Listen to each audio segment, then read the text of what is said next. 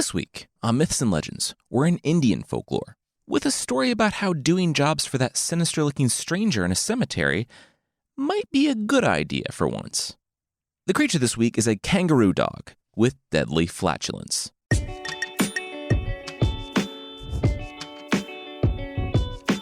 This is Myths and Legends, episode 183, Revenant.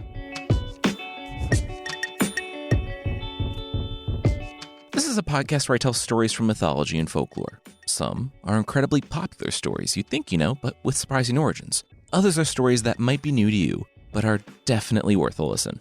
Today's story comes from an 11th century work, originally written in Sanskrit, though, as usual, the original is thought to be much older. That's just when it was put down to paper. Apparently, it is super popular in India, and a number of people have reached out recommending it to me. As usual, there are many versions, with many of the details being very different between them, even down to the main character's name. I don't want to give too much away at the start. So, for some context, we're possibly in the 1st century AD, with a legendary emperor of ancient India, and he has a monkey.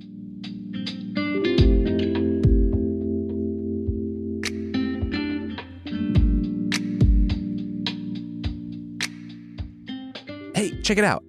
I got a monkey, the king said to his treasurer. The treasurer looked down at the animal.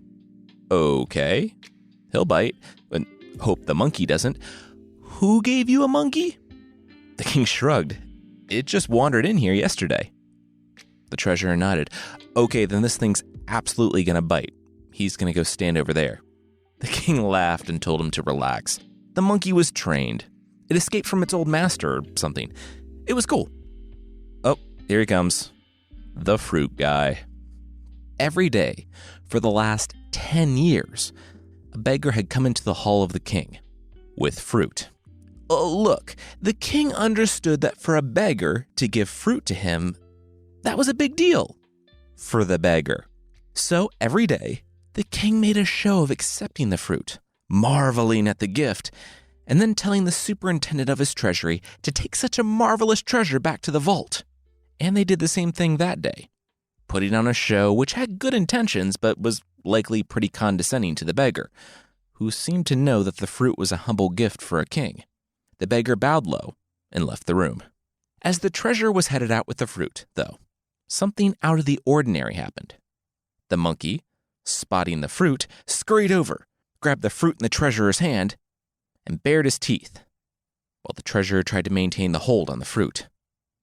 Yeah, you better let him just have it, the king said, waving to the next mendicant. I'm actually not sure if he's a biter, and besides, it's just fruit. The treasurer let go, and the fruit went flying across the room. The treasurer was wiping his hand after touching the beggar's fruit, as he had done every day for the last 10 years. The king shrugged. He'd get a servant in here to clean up the fruit. What trash did the treasurer put the daily fruit in? Did they like compost or... The treasurer shook his head. He didn't throw the fruit away. The king cocked his head. All right, so what did the treasurer do with the fruit every day for 10 years? The treasurer chuckled nervously. He did what the king told him to do. He put the fruit in the vault. He just tossed them in the window. The king didn't actually let him in the vault. The king couldn't really believe what he was hearing, like understand context. When he said put the fruit in the treasury, that was a show for the beggar. He didn't mean to actually put the fruit in the treasury. The treasurer held up his hands. Okay, those were direct orders from his ancient world king. People had died for way less. The king took a deep breath. So, in his treasury, there was 10 years worth of rotting fruit? The treasurer said that when the king put it like that, it kind of sounded bad. Then, a gasp went up from the assembled supplicants. It was the monkey. Well, not the monkey, but what the monkey had found. When the fruit hit the wall, after it flew from the treasurer's hand, it burst open. The monkey chowed down on the actual fruit, picking his way around the item at the center. That item wasn't a pit, but a giant emerald. The king ordered everyone back and picked up the gemstone himself, cleaning it off and inspecting it. It was the most beautiful gemstone he had ever seen, and as an ancient world king, he had seen a lot of gemstones. He turned to his treasurer. Go check the vault.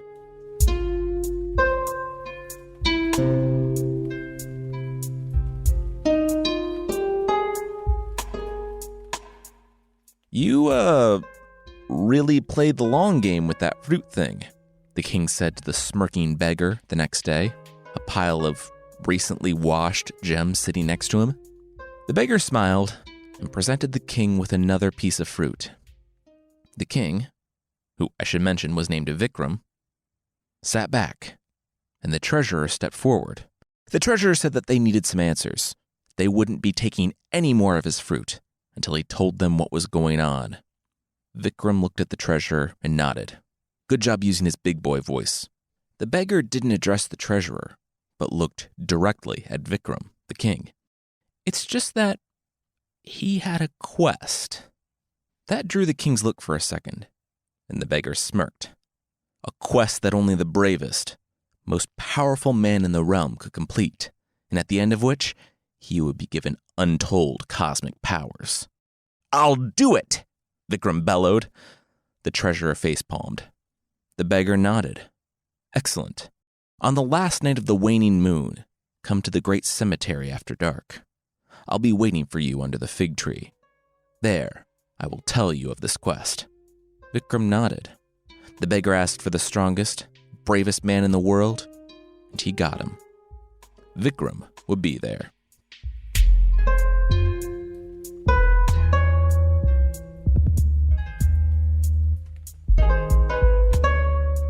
It was the last night of the waning moon, and Vikram was getting ready. Did he need a sword?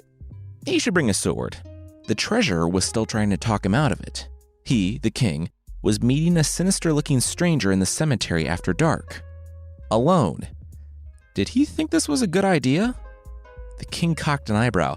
Did he think this was a good idea? No, he knew this was a good idea. Like the beggar said, Vikram was the strongest, bravest man in the world, and all that stuff about untold cosmic power? What did he have to worry about? But as the king walked through the cemetery after dark, eyes looking out for him from the darkness, creatures rustling in the night, he swallowed hard. Maybe he had a little bit more to worry about than he thought. He approached the fig tree and the strange beggar standing by his lantern. Vikram nodded while glancing from side to side. He totally wasn't scared, but if the beggar could just tell him what the quest was so he could get out of the cemetery as quickly as possible, that would be great. The beggar nodded. Absolutely. If you wish to complete this quest, just go south of here. You'll leave the cemetery and find yourself in the dark forest.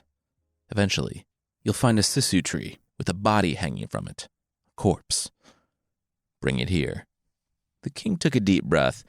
Well, couldn't back out now, or else he would have to confront the idea that he might not be the bravest, strongest man in the world. He nodded to the smiling beggar and started marching south. Not running because he definitely wasn't scared, just walking away as quickly as possible.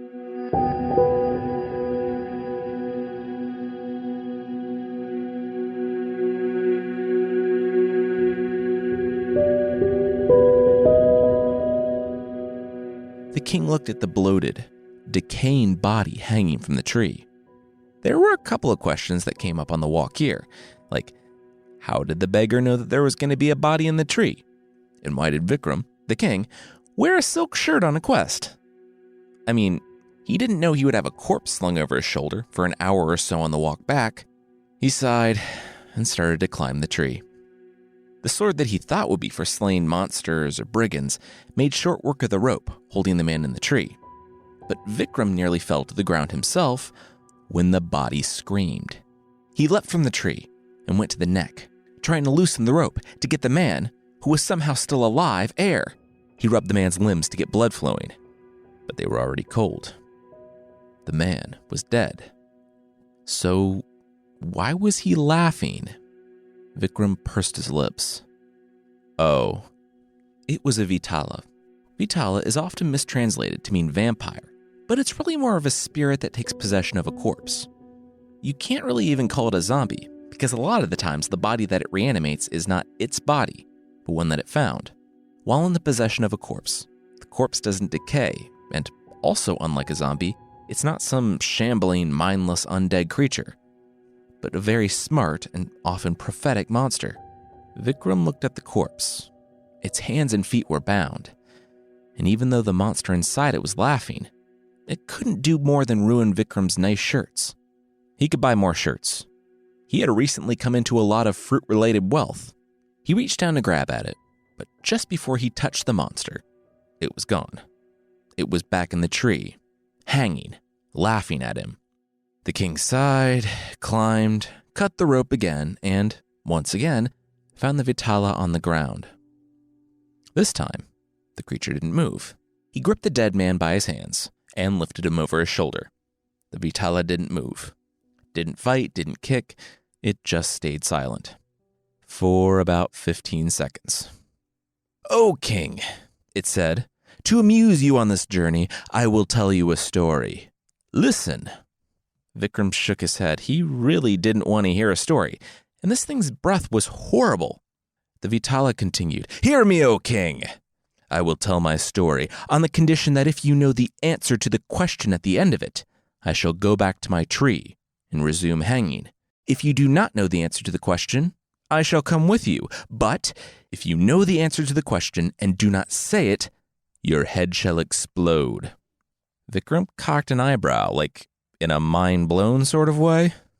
The Vignola said yes and no, mostly no. His mind will be blown because it would literally be blown up. Vikram shook his head, then he definitely did not want to hear the story. The Vignola ignored him and started talking.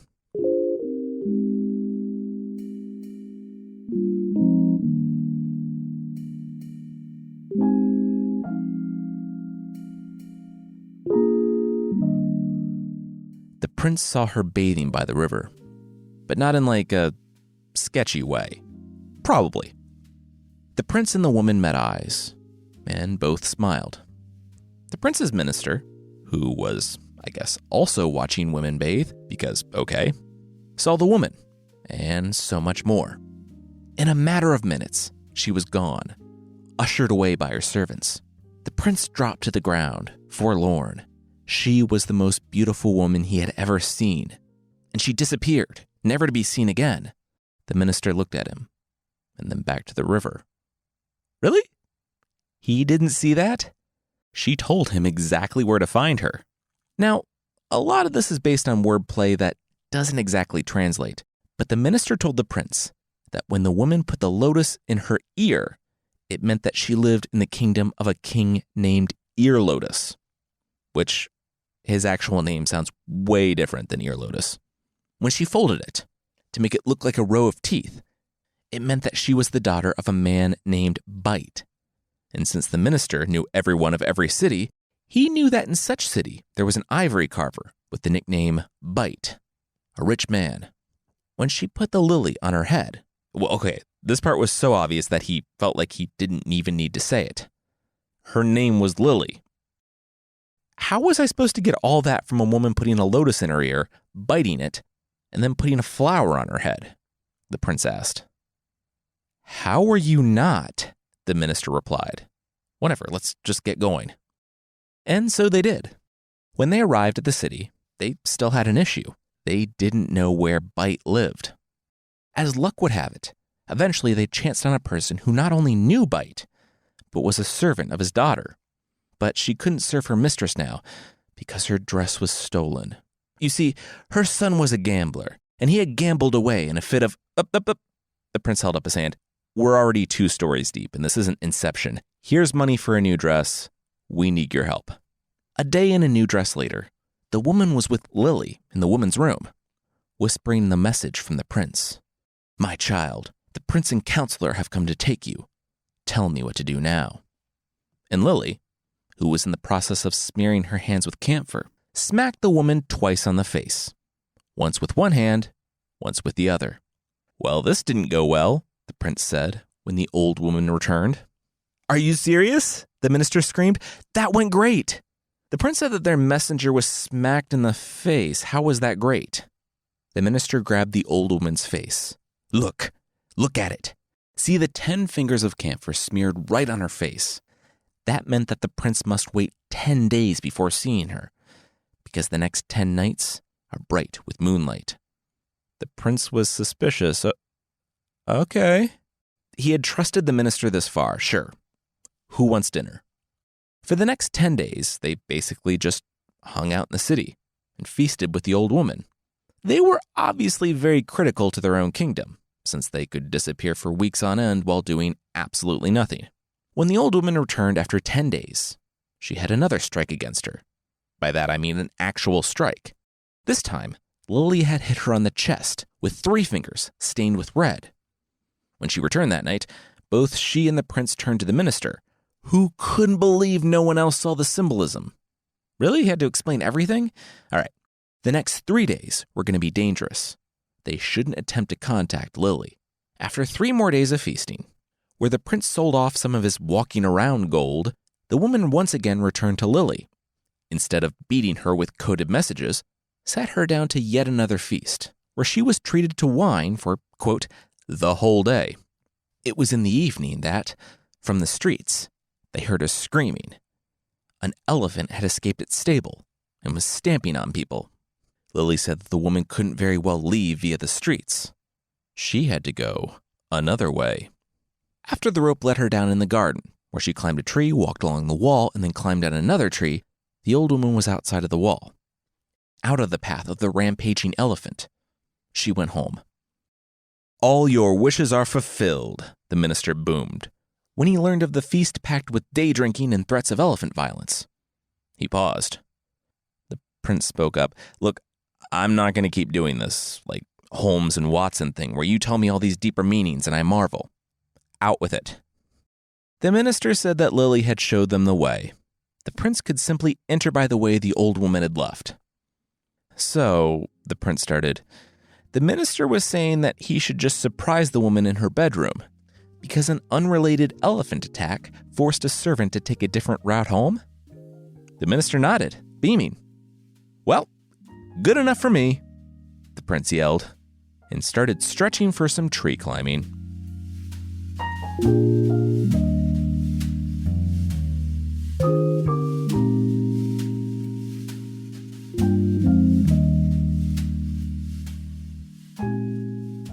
As it turned out, Lily was expecting the prince. And when they saw each other, they both fell in love all over again. It said that they were married, and the prince stayed there in secret for 3 days. But I don't know how much of it was that they were actually officially married in secret, or if the story just says they were married, because this translation was from the 1800s, and bowdlerization was a real thing.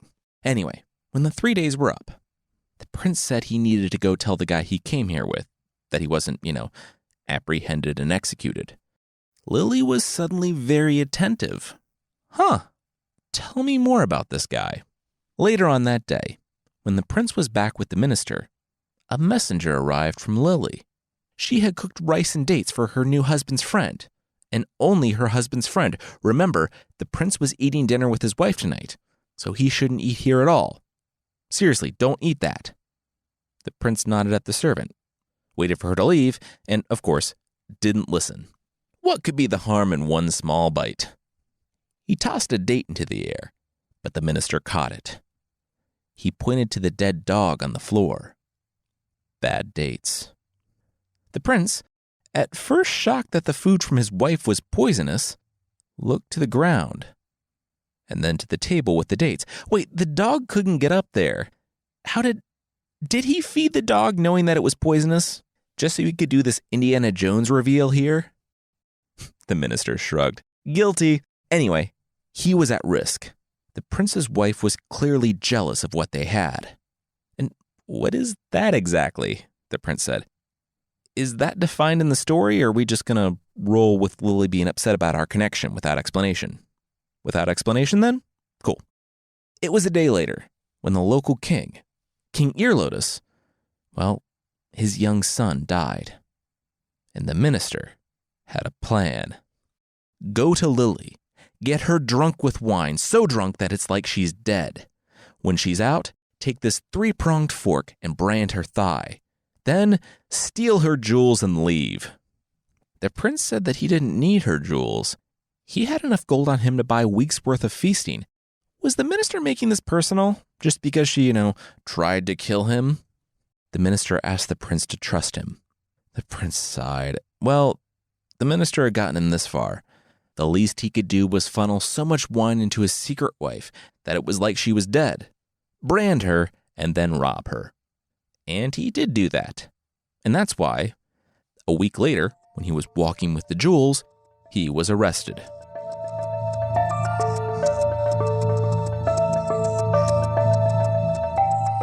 We'll learn why the prince was just casually flaunting the jewels after being so careful up to this point, but that will be right after this.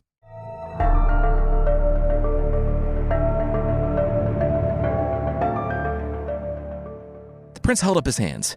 The jewels weren't his. The authorities looked at him. Yeah, I mean, he was dressed like a simple student. That was obvious. Also, the necklace belonged to a local merchant's daughter named Lily.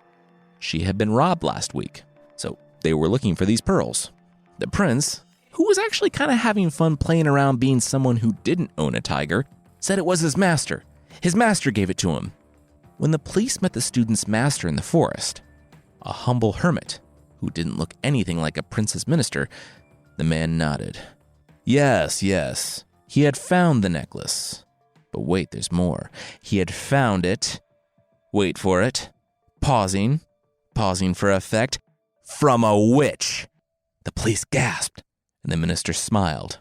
He had the room, or forest clearing, where he was pretending to be a roving hermit priest.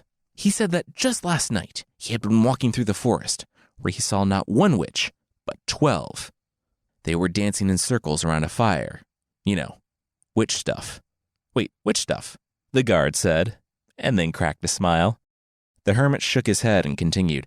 Anyway, in the circle, one of the witches dragged something to her master, and the hermit, watching from the shadows, saw that it was a boy, the king's late son.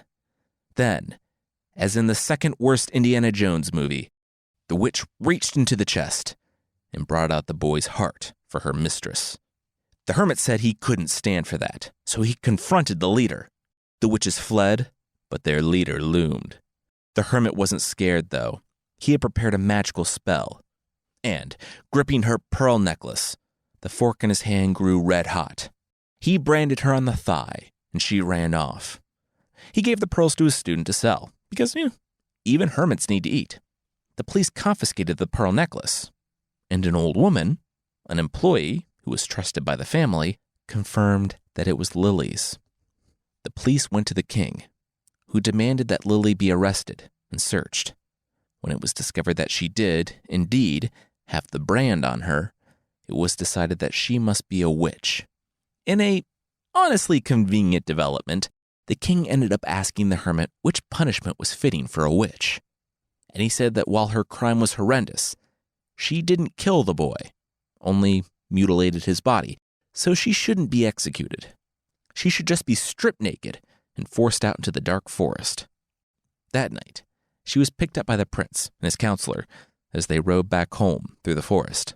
And, very importantly, the story says that the prince lived most happily with her. How she felt, living with the two men who had completely ruined her life and driven her from her home, is curiously not mentioned.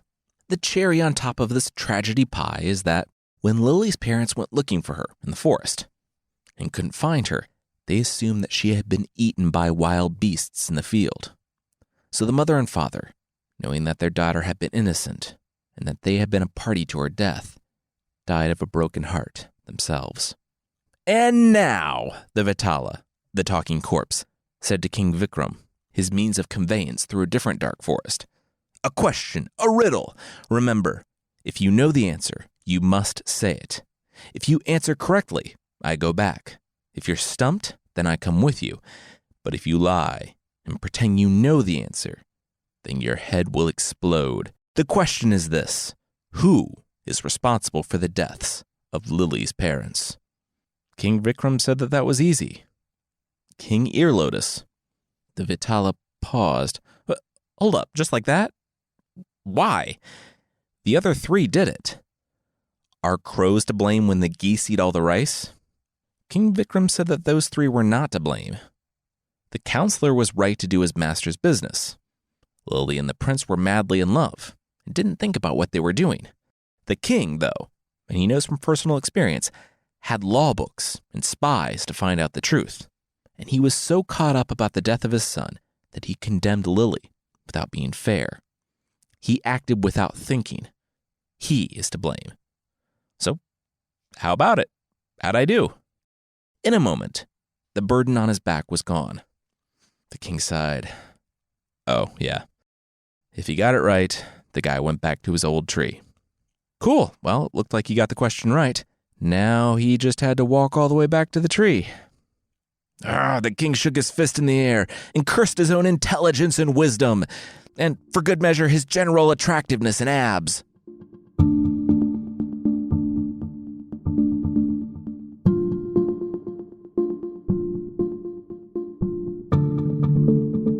You know, your abs had nothing to do with me coming back to the tree.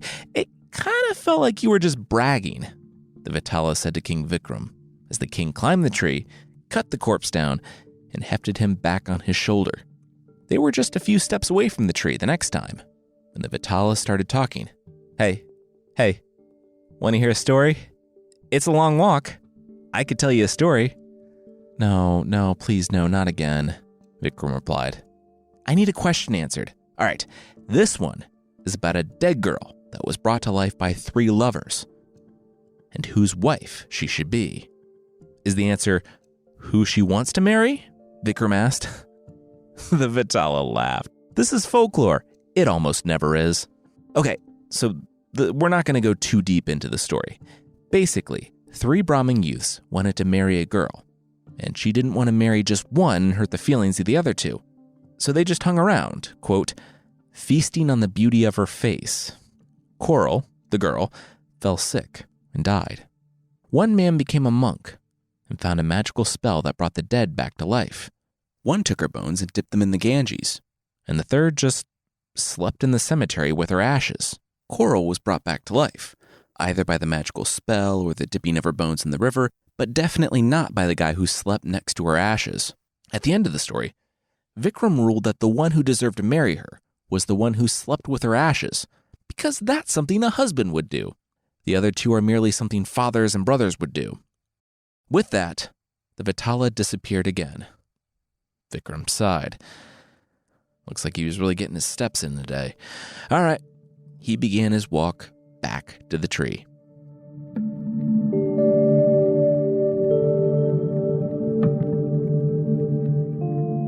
If you haven't realized yet, this is an anthology loosely connected by King Vikram trudging to the tree and back, and each time hearing a story. I've read that, in some places, this is seen as an inspiration for 1001 Nights, though I don't know how reputable that claim is. Anyway, maybe we'll go through all the stories at some point.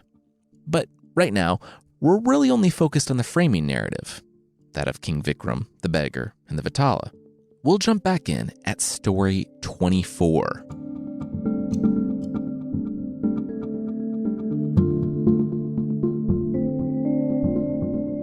Honestly, I'm just a corpse going for some rides on your back, the Vignola said, and I'm tired.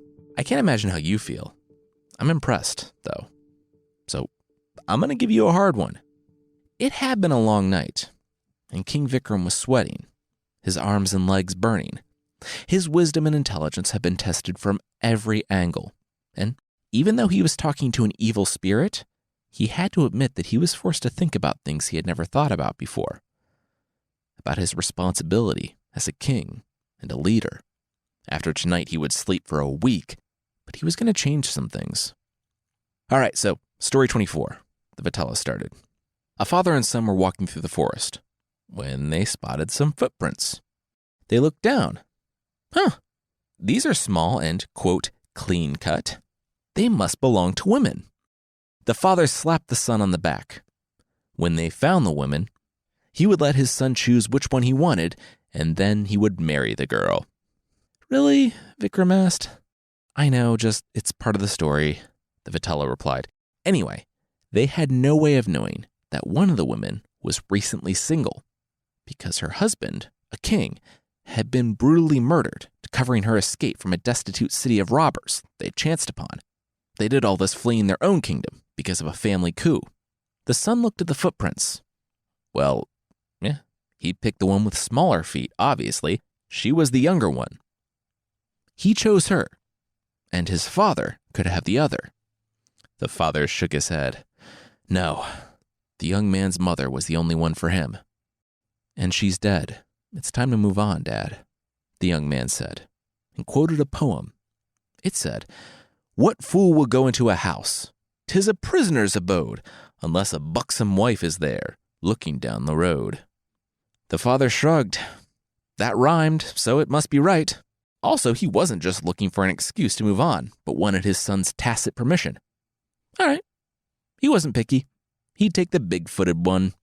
They followed the footprints, tiny and big alike, before finding the women in a clearing, where they comforted the panicked pair, saying that they were gentlemen who, yes, had divvied the mother and daughter up between them already, but they would speak kind words. And they did. And the pairs were married. There was a bit of a hitch, though.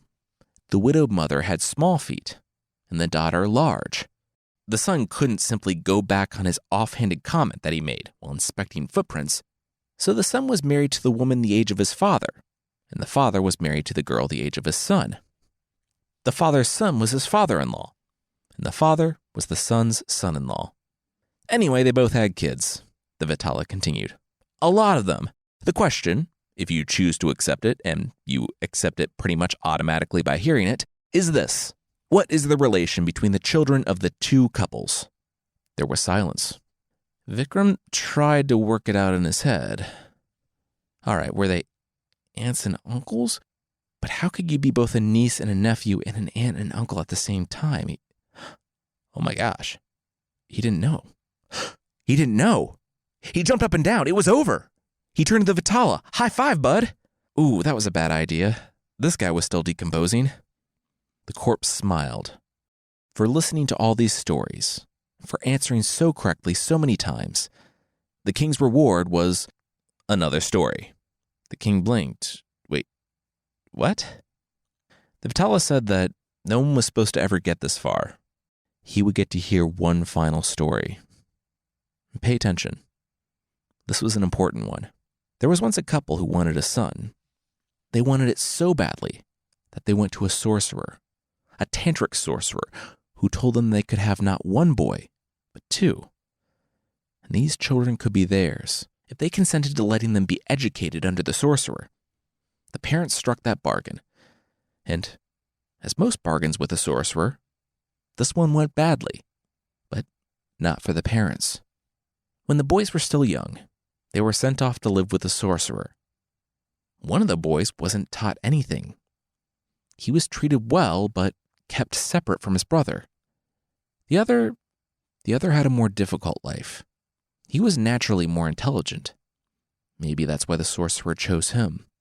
He chose him to relentlessly drill through all the magic, all the knowledge of his library.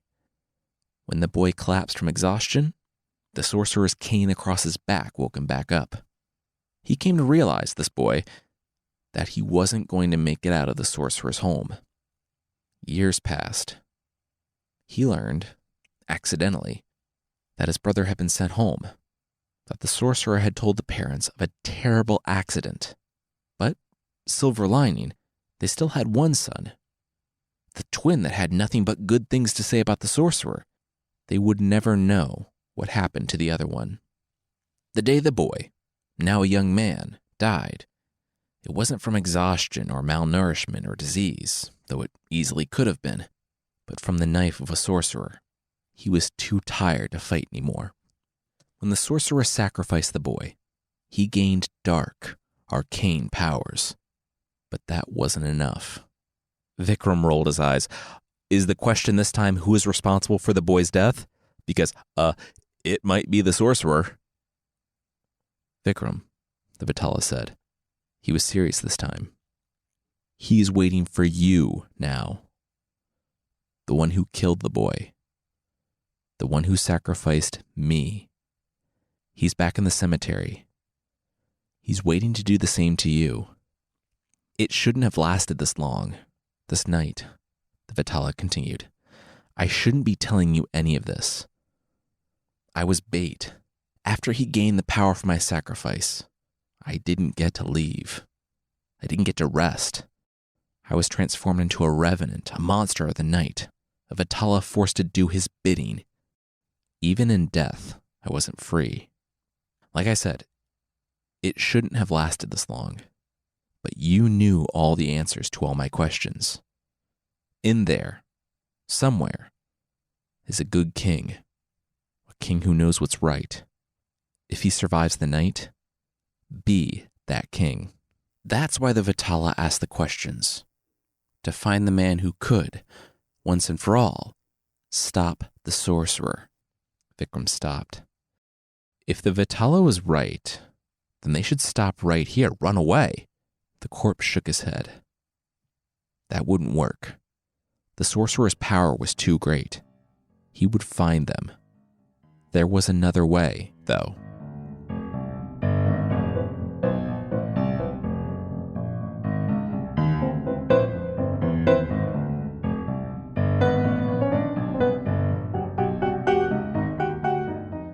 If you had any doubt that the beggar, secretly a tantric sorcerer, was a bad guy, let me convince you with the following scene. The sorcerer had lit a ring of candles made from human fat, and within that ring had poured a ring of yellowed, ground-up human bones. Inside that ring, he had marked the ground with human blood. The beggar smiled and took the corpse as the king approached it. He seated the corpse at the edge of the circle, and when he pulled away from it, a young man was in its place. The boy, the student. The sorcerer said that the king's reward for his trials was at hand. All he had to do was bow down in the center of the ring and make obeisance before the gods. If he did that, he would be granted supernatural powers. Vikram shrugged. The menacing sorcerer told him to lay down in blood. Why not? He laid down on his back. All right, let's get those supernatural powers flowing. The sorcerer sighed. It's not... Vikram snapped his fingers. Got it, no. He knew. He lay down on his side, with an arm propping up his head. This good? How? How could that be good? Look, it's been a long night, and my human candles are getting low. Just lie face down on the ground, the sorcerer demanded. Wait, like a headstand? I can't do a headstand. I'm a king. I don't have the core for that, Vikram protested. Okay, the sorcerer was just going to have to show him because he didn't even know what obeisance meant. Probably a made-up word, the sorcerer growled. Okay. First, obeisance isn't a made-up word. It's simply a show of submission. Second, one quick demonstration. And then can we please get on with this? It's been a super long night and I'm tired too. The king agreed. The sorcerer bowed low, and in one motion, the king cut off his head. The boy, the corpse, smiled. The plan had worked. As the sorcerer's head rolled, Vikram cocked his own head to the side. That was easy. But what the sorcerer was doing, his plan, couldn't be undone. A mist all around them shimmered with gold. A sacrifice had been made. A cacophony rose up from all around, from the nagas and ghosts and demons of the night, reveling in a dark carnival of cruelty, surprised and excited by this turn of events. In an instant, they were silent. Different versions have different gods showing up at this point. Whether it was Indra or Shiva, they asked the king what he wanted, and he looked at the Vitala. He said that he wanted this night to mean something. He said he wanted freedom. He said that the stories told on this night, all 25 of them, framing narrative included, he wanted those to have power, to give freedom from curses if they were told in their entirety. It would be one small bit of hope in a dark world, one way to fight back against evil, a remedy so that a sorcerer couldn't hold a child in their sway forever. The deity nodded. That would be granted. Further, he would be known as a hero king, and upon his death, have the powers of a god. The king turned to the young man, the boy who had lived a short, tortured life, only to be trapped upon his death. There was one more request he had of the gods.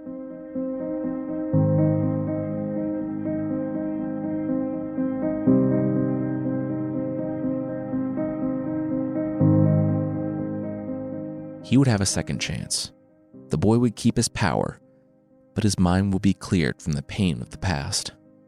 The Vignola and the king didn't say a word as they walked from the cemetery. They didn't need to, also they had said a lot of words to each other that night. For the rest of King Vikram and the Vignola's life, King Vikram would be able to call on the Vignola anytime he needed help. Not as a servant or a slave, but as a friend. And for the rest of his days, the Vignola would rush to the aid of the man with enough wisdom, who had a pure enough heart that he was the one who answered the Vignola's questions and ended his imprisonment. When they reached the edge, the sun was rising on a new day. After an impossibly long night, the king clasped the boy on the shoulder, smiled, and went back to his throne, his city, and his monkey. The boy looked out upon the open road. For the first time that he could remember in his long, cursed life, he was free.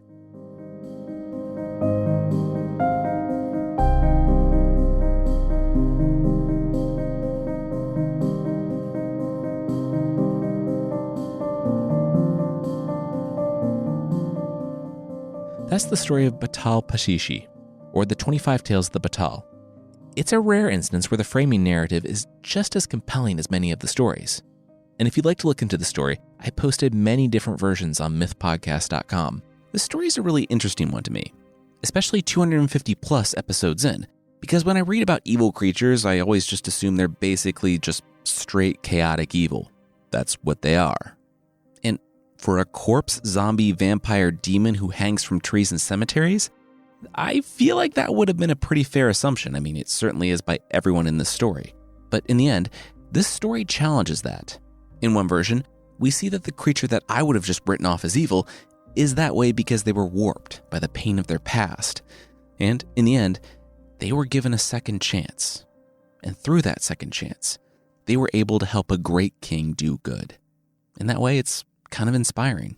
Anyway, next week, we're picking up the Robin Hood stories again. We have a new sheriff, new crew, and Robin has a new lease on life. A life that might not be as long as he hopes if he can't get away from those crossbows. If you didn't know it, Fictional is back. There are now 3 episodes in the feed. This week's episode is based on a short story from the 1930s about a man who checks into a hotel and becomes obsessed with a pale stranger who's moving from room to room. You can check it out at our new website, fictional.fm. If you'd like to support the show, there's also a membership thing on the site. For less than the price of a face blanket, a blanket for your face while you sleep that definitely isn't just a tiny blanket with an air hole hastily cut out of it, you can get extra episodes, source pack ebooks, and ad-free versions of the show that are, once again, not just blankets with holes cut in them. You can find more info on that at support.mythpodcast.com.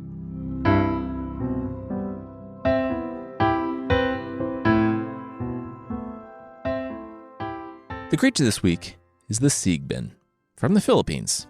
Now, the Sigbin is the world's worst pet, or the world's best pet, depending on your views regarding hunting humans and drinking their blood. Because, yeah, the Sigbin is a creature who's very into hunting humans and drinking their blood. And there's some debate on what exactly it looks like because it can shapeshift.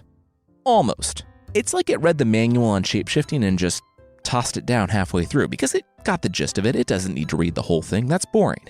For instance, it'll turn into a crow with grasshopper legs, or a dog with kangaroo feet, or a gigantic bat with floppy ears. In addition to the blood of human children, the creatures eat charcoal and apparently smell so bad that one whiff will make you vomit. If you're wondering how bad the farts are of a creature that smells so bad that you vomit, well, I wasn't, but someone has wondered that. Apparently, the flatulence of the Sigbin will kill you. They're widely considered to be the pets of another famous creature from the Philippines we've talked about, the aswang. Apparently, the Sigbin brings good luck to anyone who manages to tame it. But with deadly flatulence, you have to wonder if that good luck is limited only to mythical monsters of the night. Regardless, don't try to tame it. In fact, if you're walking through the forest and you see a crow with grasshopper legs and you aren't vomiting already from the smell, consider yourself lucky.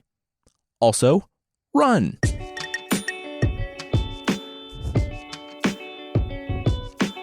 That's it for this week.